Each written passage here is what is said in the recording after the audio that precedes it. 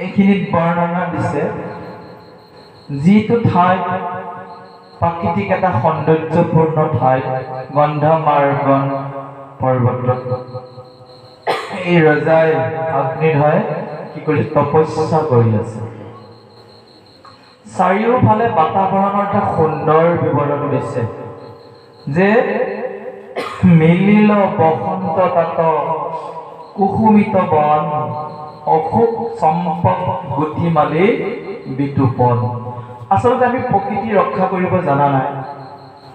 আমাৰ প্ৰকৃতিখন ইমান সুন্দৰ, গছবোৰ নহ'লে মানুহ জীয়াই নাথাকে। গছে কি দিছে? আমাক প্ৰাণবায়ু দিছে, অক্সিজেন দিছে।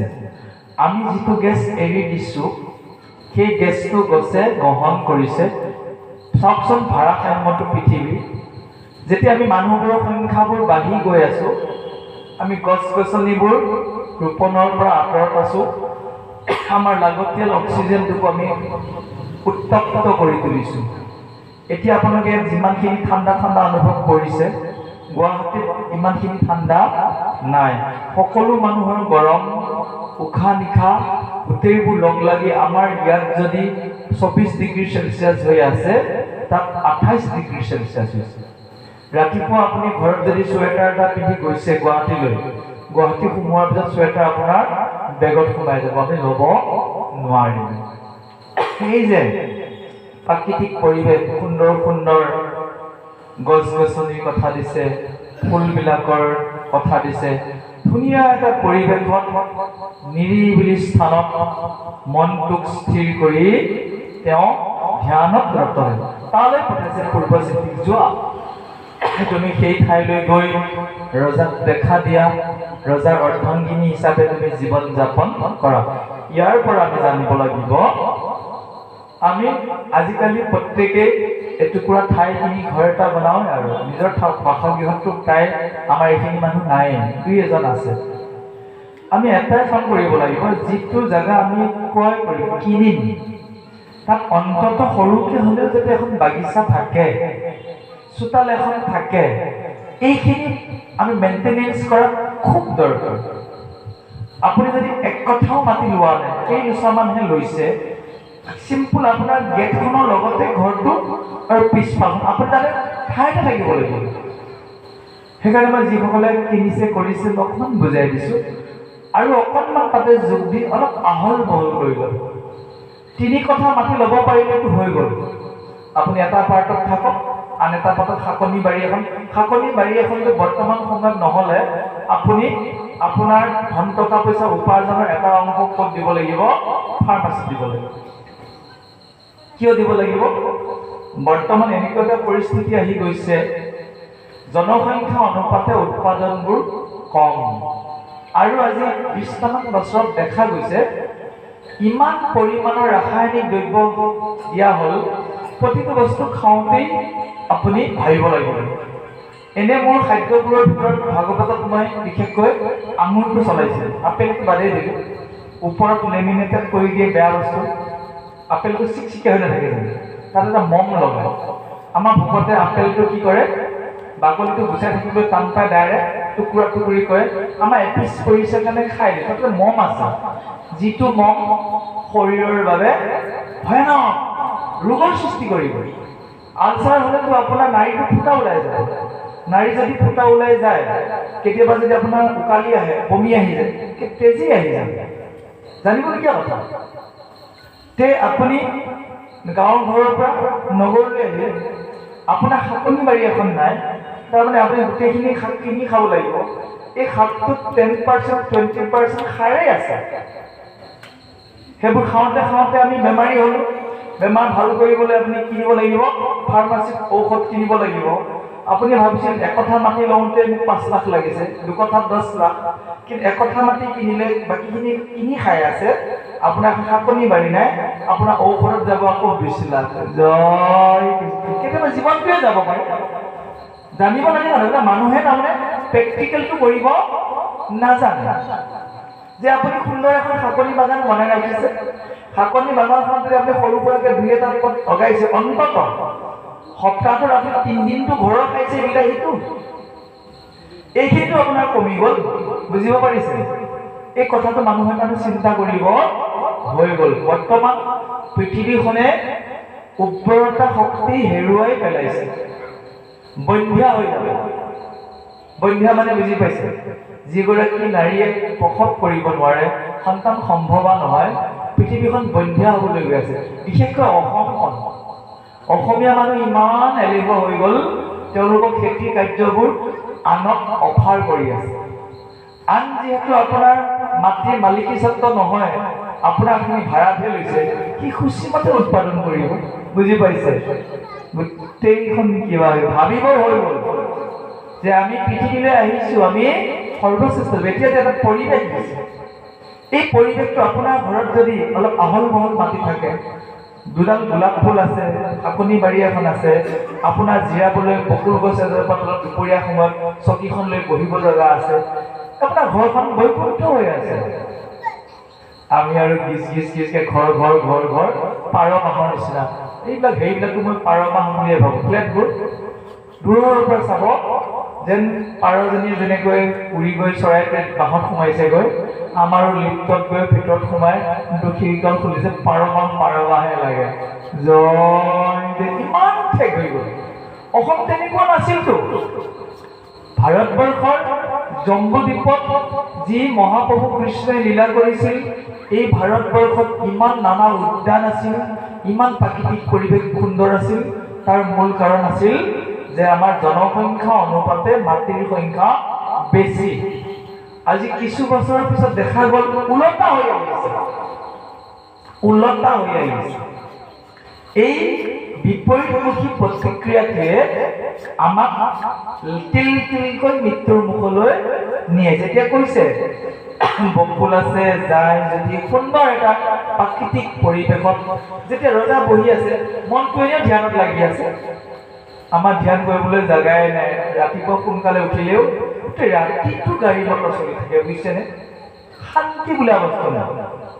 গাঁৱত আছো, ৰাতি এনে কেতিয়াবা নিৰিবিলিকে 12:30 এটা ঘৰ গৈ পাওঁগৈ, ভাগৱতৰ পোৱাগৈ, ভাবোঁ অকণমান নীৰৱে থাকি ভাল লাগিব ৰ'বচোন।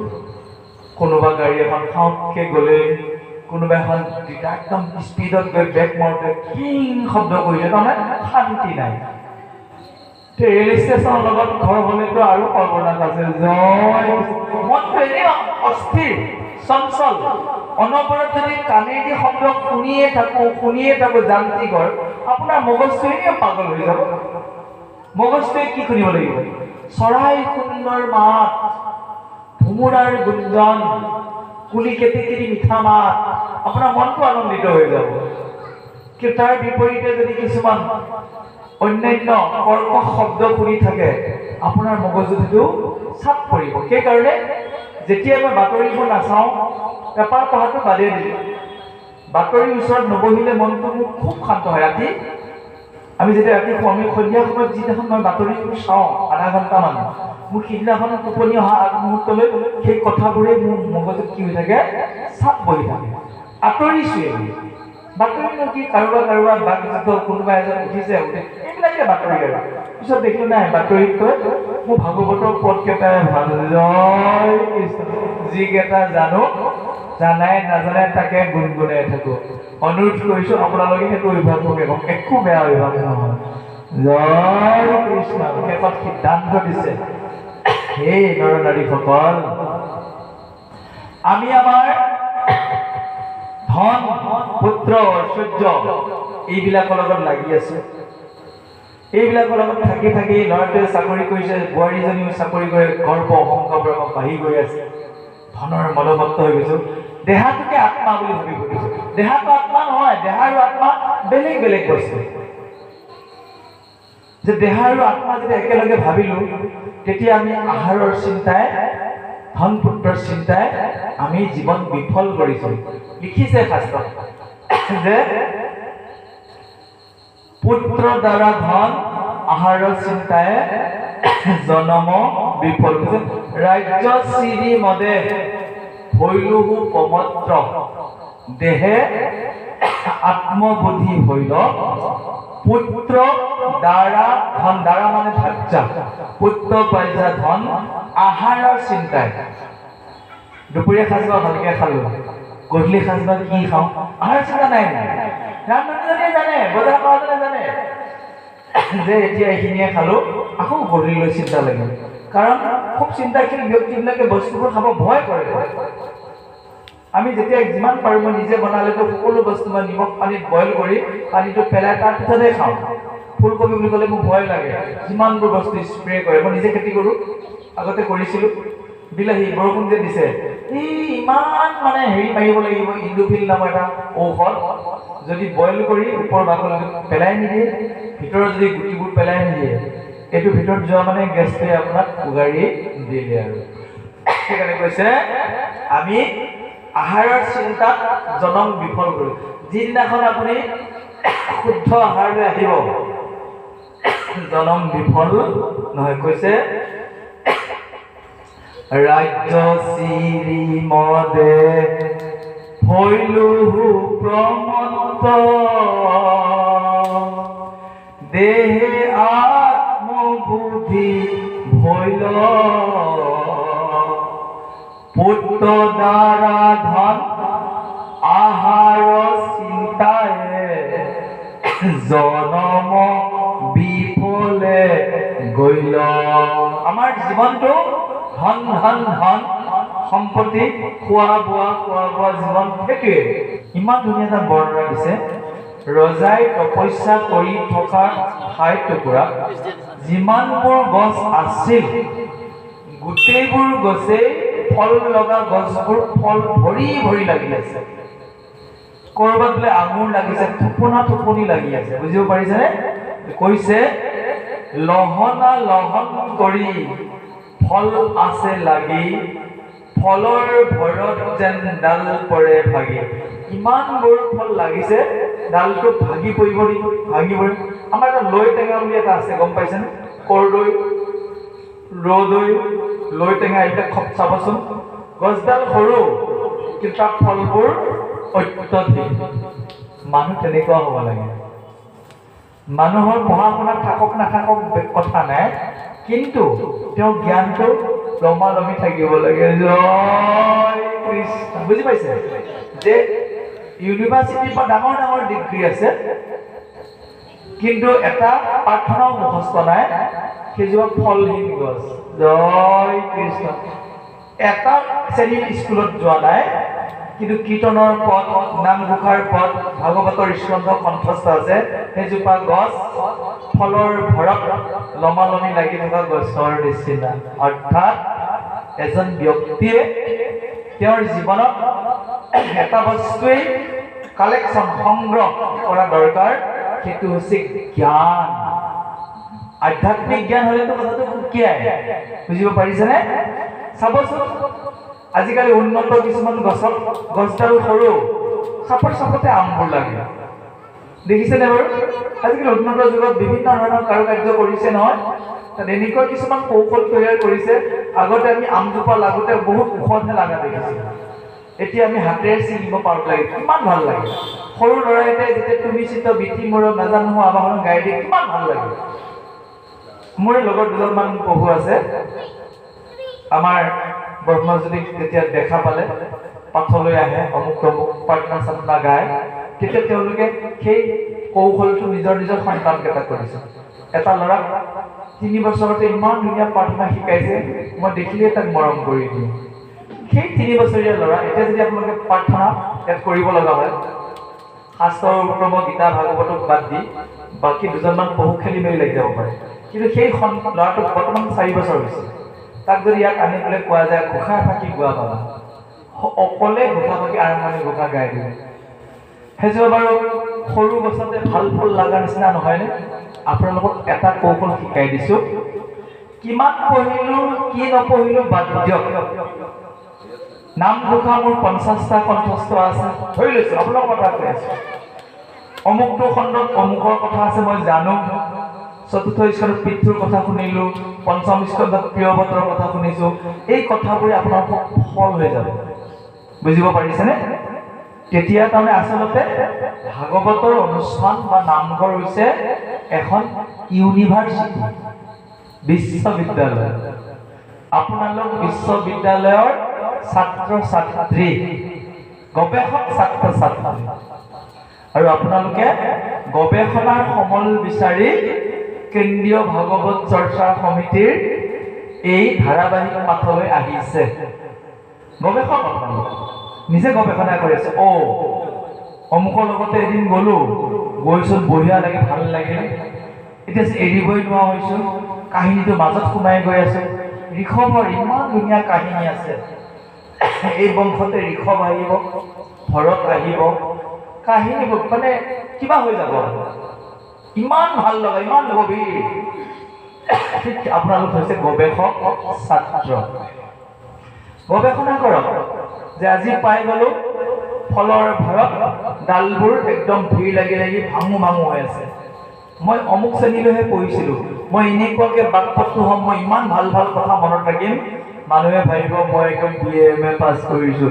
জয় কৃষ্ণ। তাৰ বাদেও ধ্ৰুৱজ্যোতিয়ে কৈছে আমি বোলে ডক্টৰেট ডিগ্ৰী কৰি থকা ছাত্ৰ ছাত্ৰীয়ে আৰু অলপ বুকুতাত হ'ব লাগে নেকি। জয় কৃষ্ণ। গৱেষকবিলাকে ইমান স্থিৰ হৈ গৱেষণামূলকভাৱে কথাবোৰ অধ্যয়ন কৰে, যিদৰে আপোনালোকে শ্ৰৱণ কীৰ্তন কৰিছে। গ'ল। এটাৰ পিছতে কৈছে চৰাই ধ্বনি। সঁচাকৈ ৰাতিপুৱা যেতিয়া দুকমুকালিতে সাৰ পাওঁ, কেইটামান চৰায়ে যেতিয়া শব্দ দিয়ে, আমাৰ বহুত ল'ৰা ছোৱালীয়ে বুজি নাপাব, কাৰণ সেইখিনি সময়ত সিহঁতৰ নাকৰ বাজনা দি শুই থাকে। বহুতে ওপৰত উদিত সূৰ্য দেখা নাইতো, সূৰ্যটো সিহঁতে একদম চকুৰে চাব নোৱাৰা উজ্জ্বল জ্যোতিষ্ক বুলিয়ে ভাবে, কিন্তু চকুৰে যে চাব পাৰে, যেতিয়া ৰঙা সূৰ্যটো ওলাই আহিলে চাব নোৱাৰে। চাবচোন বাৰু, সেই দৃশ্যটো চাবলৈ আধুনিক যুগৰ বহু ল'ৰা ছোৱালী সৌভাগ্য ঘটালে। কি মধুময় দৃশ্য। আমাৰ ফালে গাঁও অঞ্চল যে বহল পথাৰত সূৰ্যটো যেতিয়া ওলাই আহিব, সেইটো নান্দনিক দৃশ্য উপভোগ কৰা কথাই বেলেগ। জানো এই চৰাই ধ্বনিবোৰ হৈছে একোটা সুমধুৰ সংগীত। যেতিয়া সংগীত এটাত চাৰে গামা পা মধুৰ সপ্তস্বৰ হ'ব, সেই ধ্বনিয়ে আমাৰ হৃদয়বোৰক সুন্দৰভাৱে আলোড়িত কৰে তোলাৰ দৰে চৰাই মধুৰ মাতটোৱেও আমাৰ মনটোক সাৰ পানী যোগায়। যেতিয়া আপুনি চাবচোন আপোনাৰ জীৱনটো, ঘৰত ধেৰ টেনশ্যনত আছে, অমুকত পইচা দিব আছিল, দিব নোৱাৰিলোঁ, অমুকক এটা কাম পাচিছিল কৰিবলৈ, গালিও শুনিছোঁ, মনটো টেনশ্যনত আছে। কিন্তু যেতিয়া আপুনি এজন পজিটিভ মানুহক লগ পাই কথা পাতি দিব, সেইখিনি চিন্তা কমি যাব। তাৰমানে আপোনাৰ মনটো অলপ আগত বতাহ বৰষুণত বিধ্বস্ত হৈ আছে, কাৰোবাৰ গালি শুনিছে, কাৰোবাৰ কথা শুনিছে, কাৰোবাৰ কথাৰ মনটো ধুমুহা বৰষুণত বিধ্বস্ত হৈ আছে। কিন্তু যেতিয়া আপুনি সৎসংগৰ ওচৰত জয় কৃষ্ণ কৰি দিলে, ভাল কথা শুনিলে, আপোনাৰ বিধ্বস্ত মনটোত সাৰ পানী পাই আকৌ সি সজীৱ হৈ গ'ল। বুজিব পাৰিছেনে? চৰাই ধ্বনিবোৰে এজন ব্যক্তিৰ মনটো চহকী কৰি তোলে। চহকী মন, সুন্দৰ মন, আনন্দিত মনত ভগৱান বাস কৰে। কৃষ্ণ শব্দ অৰ্থই আনন্দ। প্ৰফুল্ল মনেৰে যেতিয়া আপুনি জীয়াই থাকিব, আপোনাৰ আয়ুস বৃদ্ধি হ'ব, বেমাৰ নহ'ব। আজিকালি মানুহে হাঁহিব পাহৰি গ'ল। হাঁহিৰ ক্লাছ আছে, গম পাইছে? যেতিয়া আপুনি একদম খুব হাঁহিব, আপোনাৰ শৰীৰত থকা নিগেটিভ এনাৰ্জিবোৰ ওলাই যাব, আপোনাৰ জীৱনী শক্তি পাব। ঠিক এই ৰজায়ো অগ্নিদৰেও তপস্যা কৰা ঠাই হৈছে, তাতে শুনি জলচৰ পক্ষীৰ আৱাৰ, কুঢ়া কংকনা পক্ষী ঠাৱে ঠাও, দেৱনাৰী গণে যাত সদা কৰি স্নান, মহাসৰোবৰ হব আছে থানে থান। তাত দেৱতাৰ নাৰীসকলেও স্নান কৰে, খুব সুন্দৰ ঠাই। তাত এটা ধুনীয়া প্ৰসংগ এটা দিছে, বগা বগা ৰাজহাঁহবোৰে পদুম ফুলৰ মৃণাল উভন্দিছে। হাঁহে পানীৰ তলত কিবা এটা বিচাৰে নহয়, আৰু কোনোবা সময়ত চাব কিছুমান হাঁহে পানীৰ ওপৰত আছে, সি ভৰি মাৰি থকা দেখা নাযায়, সি ভৰিখন লাহে লাহে মাৰি থাকে। আৰু যেতিয়া ৰাজহাঁহ এটাই তাত পিঠিতে ঠুট থৈ তলত ভৰিখন মাৰি আছে, এজাক ৰাজহাঁহ যেতিয়া থাকে তাৰ দৃশ্যটোৱে বেলেগ। ধৰিছোঁ বগা ৰাজহাঁহ কোনোবা এটা পুখুৰীত পৰি আছে, এটাইও ঠুটটো এনেকৈ থকা নাই, সকলোবোৰ ৰাজহাঁহটো পাখিৰ মাজত সোমোৱাই আছে। সেই পুখুৰীটোতে কিছুমান পদুম ফুলো ফুলি আছে। দৃশ্যটোৱে ধুনীয়া লাগিব, গম পাইছে? সেই দৃশ্যটো ইয়াত তুলনা কৰিছে যে ফুলি ফুলি আছে যত উৎপল কমল, ৰাজহংস চক্ৰবাক ৰঞ্জিত সকল, মৃণাল ভঞ্জিয়া ৰাও কৰে নানা মত, যেন বিষ্ণু ভক্তজনে সন্তৰ সংগত।